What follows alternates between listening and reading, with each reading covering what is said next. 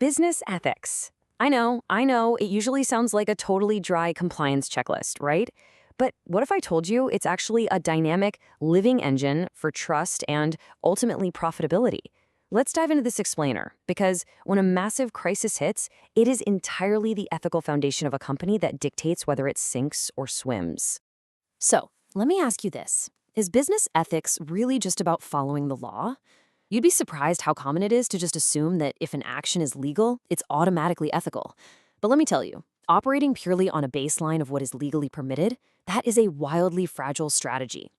True ethics goes so much deeper than that, right down into the very culture and decision-making fabric of an organization. All right, here's our roadmap for today. First, morals versus business ethics. Second, the Robin Hood dilemma. Third, the stakeholder ecosystem. Fourth, compliance and social responsibility. And fifth, how leaders shape culture. Let's get into it. Okay, Section 1, Morals versus Business Ethics. Time to untangle these buzzwords. In casual, everyday conversation, we throw around morals and ethics like they're the exact same thing. But in business, the distinction is absolutely everything. Morals actually refer to your own personal, singular philosophies about right and wrong. A business doesn't dictate your personal morals. Ethics, on the flip side, comprises the organizational principles, values, and norms that guide group behavior. It's the written and, crucially, the unwritten boundaries that an organization socially enforces to dictate what is considered right or wrong within the walls of the firm. So, what are the actual building blocks here? It comes down to foundational values: integrity, honesty, and fairness. Integrity builds trust through radical, open communication.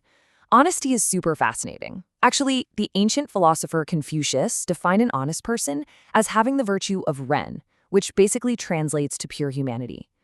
And fairness? That relies on balancing equality with optimization. Like ensuring you hire the absolute best person for the job, totally regardless of their background. Moving right along to Section 2, Navigating the Robin Hood Dilemma. This is all about what happens when the ends justify the means.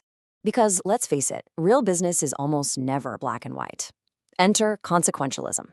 It's a philosophy where actions are judged entirely by their outcomes. In the business world, having a relentless, result-oriented focus can be incredibly tempting, especially if you're trying to hit those tough quarterly targets or spark some rapid innovation. But, and this is a massive but, bypassing standard rules just to hit a goal puts you at huge risk for severe ethical breaches, and it can literally destroy your reputation long-term. Think about the classic Robin Hood dilemma. His goal of reducing poverty, universally seen as noble. But his means? Yeah, theft is definitely not getting past HR or the legal team anytime soon. When organizations assume the ends justify the means, they fall into this exact same trap. Sure, they might hit their revenue goals for the quarter, but if they used deceptive accounting to get there, that eventual collapse of trust is going to take the whole company down with it. Which brings us to Section 3, the stakeholder ecosystem. Let's connect this culture stuff straight to ROI. Look, ethics definitely doesn't happen in a vacuum.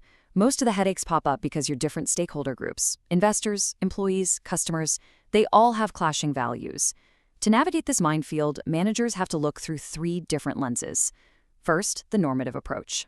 This is the ideal, like how a firm should treat people, say promising fair wages. Then there's the descriptive approach, which looks at the messy reality. How are decisions actually being made on the ground right now?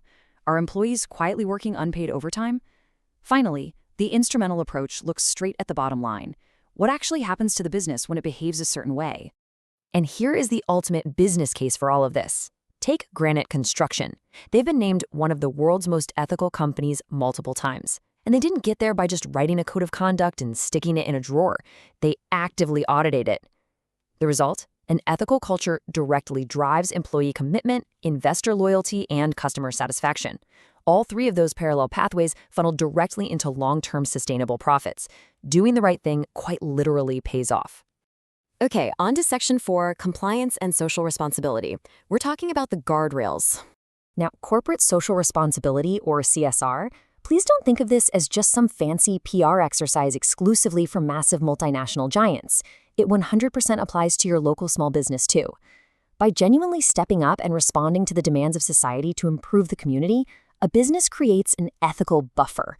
This buffer actively guards against the exact kind of misconduct that leads to bankruptcy or severe brand damage down the line. So, how do we actually build these guardrails in real life? First, you need a dedicated compliance response team and a formalized program that everyone actually knows about. But you want to know the real secret weapon? Whistleblower care. By fostering a truly safe environment under the Whistleblower Protection Act, you turn your employees into your company's greatest immune system. If people get punished for speaking up, I guarantee you everyone will just look the other way when disaster inevitably strikes. Finally, we have Section 5, How Leaders Shape Culture. The Captain at the Helm. This is a really fascinating piece of research. When we're at work, the organization's values actually tend to override our own personal backgrounds. Think about that. Employees learn how to behave literally by watching you, the leader. You are directly responsible for laying this cultural foundation. You do that by aligning everyone on the mission, acting as a steady hand when things go sideways, and fundamentally changing how the company views failure. To see this kind of leadership under absolute extreme fire, let's look at the famous explorer Ernest Shackleton. So his ship, the Endurance, gets completely trapped and is literally crushed to splinters by Antarctic ice.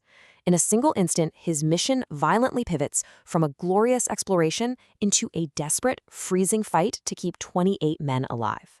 Shackleton realized right away that his biggest problem wasn't even logistics, it was intensely psychological. He had to manage the team's culture during severe, life-threatening disorder. As Harvard Business School professor Nancy Cohen points out, Shackleton's biggest challenge, and honestly his greatest feat, was containing doubt.